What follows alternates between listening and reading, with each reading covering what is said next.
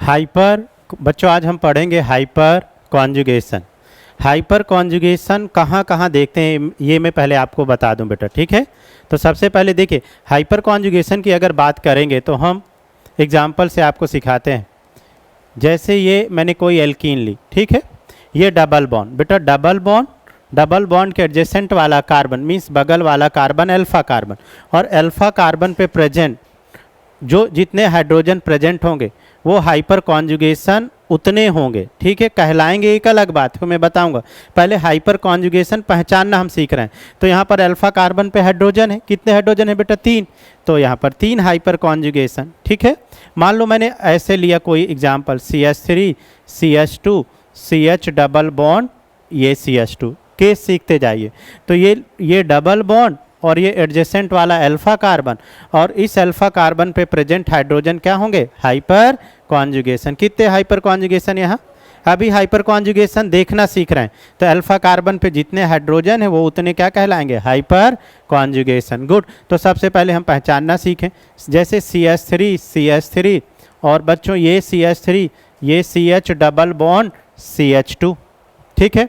अब देखो मैंने क्या बताया आपको, ये रहा डबल बॉन्ड के एडजेसेंट कार्बन वाला कार्बन को क्या बोलेंगे, अल्फा कार्बन, और अल्फा कार्बन पे प्रेजेंट अगर हाइड्रोजन है तो वहाँ पर वो उतने हाइपर कॉन्जुगेशन होंगे। अब बताओ बच्चों यहाँ पर हाइपर कॉन्जुगेशन है, हाइड्रोजन कितने हैं, एक भी नहीं है, मीन्स यहाँ पर क्या बोलोगे, बोलो 0 हाइपर कॉन्जुगेशन। नोट करिए सबसे पहला एग्जाम्पल हाइपर कॉन्जुगेशन एल्कीन में कैसे देखते हैं, ठीक है। तो हाइपर कॉन्जुगेशन हम कहाँ कहाँ देख सकते हैं, पहला केस साथ साथ नोट करते जाइए। दूसरा केस बच्चों देखो CH3 CH2 ये डबल बॉन्ड पॉजिटिव चार्ज के टुवर्ड्स, कहाँ देख सकते हो बच्चों, पॉजिटिव चार्ज के टुवर्ड्स। तो पॉजिटिव चार्ज के बगल वाले कार्बन को क्या बोलेंगे, अल्फा कार्बन, ठीक है। एक बात ध्यान रखो, देखो ये डबल बॉन्ड क्या है, sp2 हाइब्रिडाइज, पॉजिटिव चार्ज आ गया तो क्या हो गया, sp2 हाइब्रिडाइज। sp2 हाइब्रिडाइज वाले एटम के एडजेसेंट पे अगर अल्फा हाइड्रोजन होंगे तो वो उतने क्या कहलाएंगे, हाइपर कॉन्जुगेशन। तो ये हाइपर कॉन्जुगेशन देखना मैं आपको सिखा रहा हूँ, बार बार बोल रहे हैं। तो कार्बन बेटा sp2 हो गया, उसके बगल में अल्फा कार्बन हो गए, और उस अल्फा कार्बन में कितने हाइड्रोजन हो गए, बोलो 3। तो इस पर कितने हाइपर कॉन्जुगेशन इस एग्जाम्पल में, 3। इसी तरीके से देखो सिमिलर CH3 CH2, चलिए यहाँ पर ये CH2 ये रहा अल्फा कार्बन, कितने हाइड्रोजन बोलो 2, तो दो हाइपर कॉन्जुगेशन यहाँ प्रेजेंट। यहाँ बताओ बच्चों CH3 मान लो ये मैं ऐसा केस लिया, कोई जरूरी नहीं कि वैसा का वैसा लूँ, बोलो पहचानो यहाँ पर हाइपर कॉन्जुगेशन कितने हैं, बोलो 1 2 3, गिनो 3 3 6 3 9 हाइपर कॉन्जुगेशन, ठीक है। अब देखो ये दूसरा केस नोट करते जाओ, पहले हाइपर कॉन्जुगेशन बेटा देखना सीख लेते हैं और फिर क्वेश्चन कराता हूँ। तीसरा देखो बच्चों, तीसरा केस CH3 CH2 ये फ्री रेडिकल। अब देखो बच्चों पहले देखो फ्री रेडिकल, ये 2 हाइड्रोजन और एक कार्बन 3, और 3 का मतलब क्या हुआ, sp2 है ना। sp2 कार्बन वाले कार्बन के एडजेसेंट वाले कार्बन पे, एडजेसेंट मतलब बगल वाले कार्बन पे अगर बच्चों अल्फा हाइड्रोजन प्रेजेंट है वो उतने अल्फा हाइड्रोजन हाइपर कॉन्जुगेशन के रूप में गिने जाएंगे। तो यहाँ पर कितने हाइपर कॉन्जुगेशन गिनने वाले हो, बोलो 3 हाइपर कॉन्जुगेशन। फिर देखो मान लो ये ऐसा, मैं अलग अलग चेंज करके इसीलिए एग्जाम्पल लिख रहा हूँ। बोलो बच्चों यहाँ पर अल्फा कार्बन कितने हाइपर कॉन्जुगेशन है, एक हाइपर कॉन्जुगेशन। चूंकि अल्फा में देखना, अब आप गलती से भी बच्चों बीटा में मत देख लीजिएगा, ठीक है, हमेशा किस में देखना है, अल्फा कार्बन पर, ठीक है। अब देखो जैसे एक और एग्जांपल ले लेते हैं, तो अल्फा कार्बन पर प्रेजेंट अगर हाइड्रोजन है sp2 एटम्स के एडजेसेंट पर, ये अल्फा कार्बन sp2 होना चाहिए और उसके बगल में क्या होना चाहिए, अल्फा हाइड्रोजन। अगर अल्फा हाइड्रोजन है तो वहाँ हाइपर कॉन्जुगेशन होंगे। अब चूंकि बेटा यहाँ अल्फा कार्बन है पर इससे हाइड्रोजन नहीं है, अगर हाइड्रोजन नहीं है तो यहाँ कितने हाइपर कॉन्जुगेशन, 0 हो गए। और यहाँ कितने गिने थे, 3 3 6 3 9 हाइपर कॉन्जुगेशन। तो पूरी क्लास को ये क्लियर हो गया। इन तीनों केस से हमने क्या सीखा बच्चों, कि हम हाइपर कॉन्जुगेशन कहाँ कहाँ देखने वाले हैं, डबल बॉन्ड के टुवर्ड्स, कैटायन के टुवर्ड्स और फ्री रेडिकल के टूवर्ड्स, है ना। पूरी केमिस्ट्री में 3 जगह डबल बॉन्ड, कैटायन और फ्री रेडिकल, इनकी स्टेबिलिटी हम किससे देखने वाले हैं? सबसे पहले हाइपर कॉन्जुगेशन से। और नोट करिए, और ये नोट करने के बाद नोट लगा के पॉइंट अपने को लिखना है। Greater the hyper conjugation greater will be stability of molecule, मतलब जितना ज़्यादा हाइपर कॉन्जुगेशन होगा बच्चों उतना ही ज़्यादा मॉलिक्यूल क्या होगा?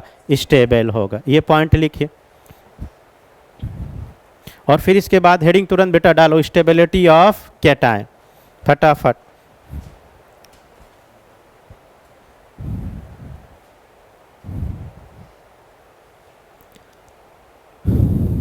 तो बच्चों हाइपर कॉन्जुगेशन हम कहाँ कहाँ देखते हैं? बोलो। डबल बॉन्ड, कैटायन और फ्री रेडिकल, है ना। चलो थोड़ा सा अच्छा और मैं एक्सप्लेन कर देता हूँ। ये नोट कर लिए बेटा? नोट कर लो फटाफट, है ना। थोड़ा और एक्सप्लेन कर देता हूँ। ये देखो, देखो सपोज करो मैंने ये एग्जाम्पल लिया, ये कैटायन के टूवर्ड्स, ठीक है ये, और अभी ये CH3, ये CH2, ये फ्री रेडिकल के टूवर्ड्स, ठीक। और ये CH3 थोड़ा और क्लियर हो जाएगा आप सबको बच्चों, ये CH2। अब ये वाला कार्बन क्या है? sp2। ये वाला कार्बन क्या है? sp2। दिख रहा बेटा कैसे sp2? 3 सिग्मा तो sp2। ये वाला कार्बन क्या है बताओ? sp2। कैसे? 1 2 3 सिग्मा। अगर sp2 है तो एक p ऑर्बिटल बचा ना, तो जो p ऑर्बिटल हाइब्रिडाइजेशन में पार्टिसिपेट नहीं करते, जो बचते हैं वो कहाँ लाई करते हैं? प्लेन के परपेंडिकुलर। समझ गए? ये कार्बन sp2 है तो एक p बचा, जो p हाइब्रिडाइजेशन पे बचा हुआ है, नहीं पार्टिसिपेट कर रहा, वो कहाँ होगा बच्चों? प्लेन के परपेंडिकुलर। sp2 है, अरे कार्बन पे 3 p होते हैं, px py pz, 2 p खर्च हो गए हाइब्रिडाइजेशन में, तो एक p बचा। तो जो p हाइब्रिडाइजेशन में पार्टिसिपेट नहीं करते, तो ये कार्बन sp2 है तो एक p हाइब्रिडाइजेशन में पार्टिसिपेट नहीं कर रहा, तो वो p कहाँ होगा? प्लेन के परपेंडिकुलर। अब जरा समझो होता क्या है बच्चों, ये वाला जो अल्फा कार्बन है, इस अल्फा कार्बन का CH बॉन्ड, इस अल्फा कार्बन का CH बॉन्ड ये ब्रेक होता है। चलो थोड़ा सा इसको ऐसे में समझाने के लिए लिख देता हूँ। ये वाला, ये पॉजिटिव चार्ज, ये बॉन्ड ब्रेक होता है, समझना। तो जैसे ये बॉन्ड ब्रेक होगा, ये सिग्मा इलेक्ट्रॉन वाले बॉन्ड, ये सिग्मा इलेक्ट्रॉन, तो ये वाले इलेक्ट्रॉन पेयर इस बैकेंड p ऑर्बिटल में रिजोनेंस में चले जाते हैं, जिस कारण क्या हो जाता है? Hyper conjugation. इसका नाम हाइपर क्यों पड़ा? बोला ना, हाइपर मतलब अति। क्यों पड़ा बेटा? क्योंकि यहाँ सिग्मा बॉन्ड ब्रेक होता है, और सिग्मा बॉन्ड बहुत डिफिकल्ट से ब्रेक होता है, क्योंकि ये बहुत ही ज़्यादा स्टेबल होता है, इसकी एनर्जी बहुत ज़्यादा होती है, स्ट्रॉन्ग बॉन्ड होती है, इसलिए इसका टूटना क्या होता है? डिफ़िकल्ट होता है। जब भी सिग्मा बॉन्ड रिजोनेंस में पार्टिसिपेट करेंगे, इसलिए उसको बोला गया है कि ये हाइपर कॉन्जुगेशन। समझ गए? तो इसी तरीके से बेटा इसका भी CH बॉन्ड इसके बैकेंट वाले p ऑर्बिटल में कॉन्जुगेशन कर जाएगा, ठीक है। इसी तरीके से इसका भी सिग्मा बॉन्ड ये पाई ऑर्बिटल में रिजोनेंस में चला जाएगा, ठीक है। तो इसीलिए इसका रिजोनेंस बोलते हैं sigma pi conjugation is called hyper conjugation. तो नोट लगा के पॉइंट भी चाहे तो लिख लीजिएगा। सिग्मा पाई का भी डिफिनेशन पूछे, sigma pi conjugation is called hyper conjugation. चूँकि सिग्मा बॉन्ड बेटा पाई ऑर्बिटल में कॉन्जुगेशन में जाते हैं, इसलिए इसको क्या बोलते हैं? Sigma pi conjugation. नोट करो फटाफट और हेडिंग डालो। तो एक बार मैंने फिर से आपको सिखाने की कोशिश करी बेटा कि हाइपर कॉन्जुगेशन कहाँ देखते हैं? Cation, free radical and double bond. Similar ये देख लो, मान लो मैं ऐसा ले लेता, बच्चे यहाँ बहुत गलतियाँ करते हैं। ये देख लो, ये क्या ले लिया मैंने? एनायन।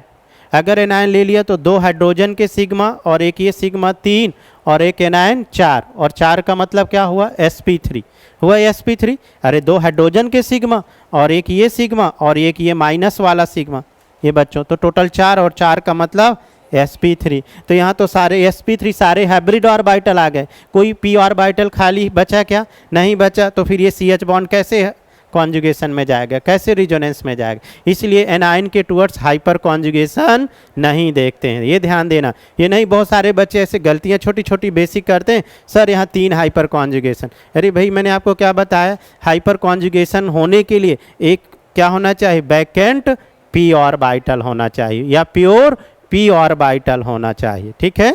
नोट करें। तो स्टेबिलिटी, अब चलिए सीधे बेटा मैं क्वेश्चन में आता हूँ। स्टेबिलिटी ऑफ कैटायन, एक एक करके सीखते हैं।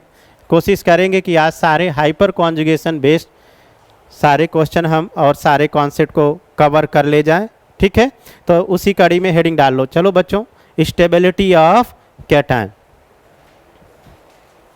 Stability of cation. चलिए, तो अगर हम स्टेबिलिटी ऑफ कैटायन की बात करें तो पहला बेसिक क्वेश्चन से हम स्टार्ट कर रहे हैं बच्चों। CH3 CH2 CH3 CH plus और ये CH3, ध्यान से सीखते जाएगा। CH3 ये CH3 और ये CH3 ये प्लस। देखो बच्चों, ये कितना डिग्री कार्बोकैटायन, यहाँ हेडिंग डाल लीजिएगा stability of carbocation, carbocation, stability of carbocation.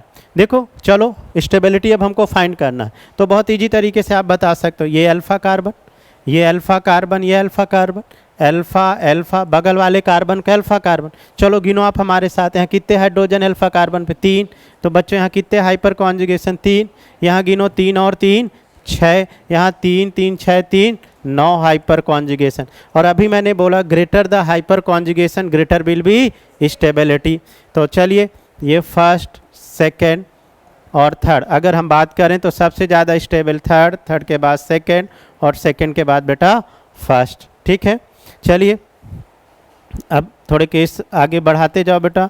CH3 CH3, ये CH2 प्लस CH3, ये CH2 प्लस CH3 CH3 ये प्लस। अब देखो यहाँ पर ये कितना डिग्री कार्बोकैटायन, 1 डिग्री। डिग्री कैसे देखते हैं मैंने सिखाया था। एक इस कार्बन से कितने कार्बन जुड़ा, एक, इसलिए 1 डिग्री। इस कार्बन से भी एक कार्बन जुड़ा है, इसलिए क्या हो गया 1 डिग्री।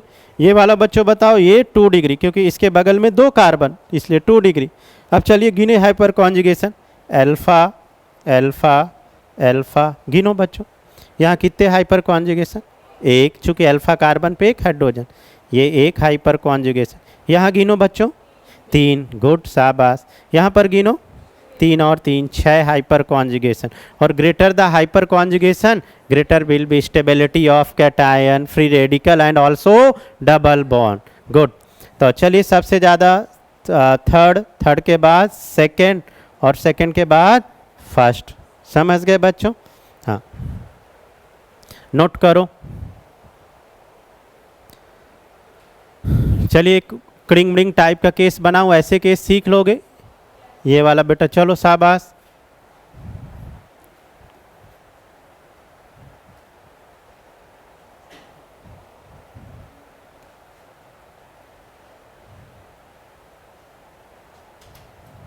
एक सेकेंड, नोट करो।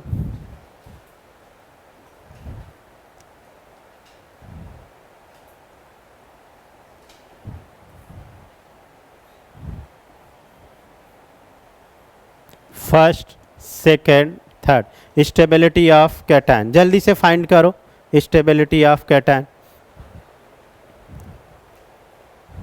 काउंट करो बेटा। देखो सबसे पहले ये भी 2 डिग्री, ये वाला भी 2 डिग्री और ये आपका 1 डिग्री, ठीक है।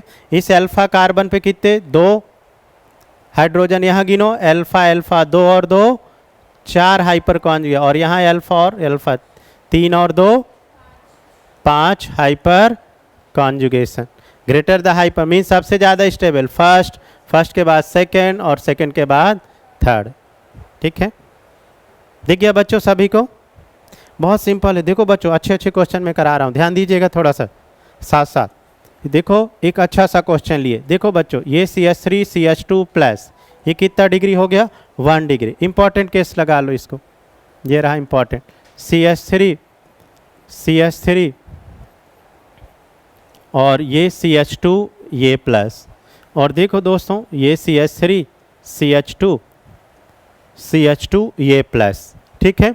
अब देखो ध्यान से, अगर आप देखो ये भी 1 डिग्री, ये भी 1 डिग्री, ये भी 1 डिग्री। ऐसे केस को बच्चे बहुत गलती कर देते हैं, क्योंकि वो वहाँ पर क्या क्यों गलती करते हैं यहाँ पर बच्चे, मैं आपको बताता हूँ।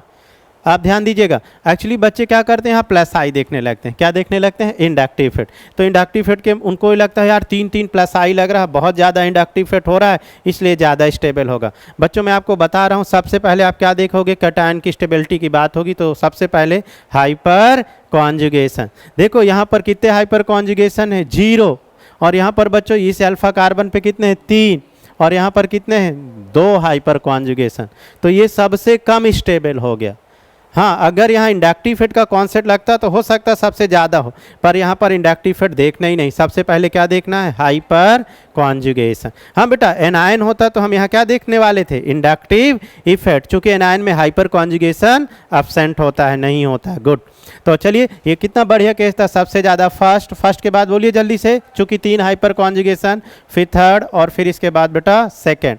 इनको फर्स्ट, सेकेंड और थर्ड नंबर दे दिया करिए।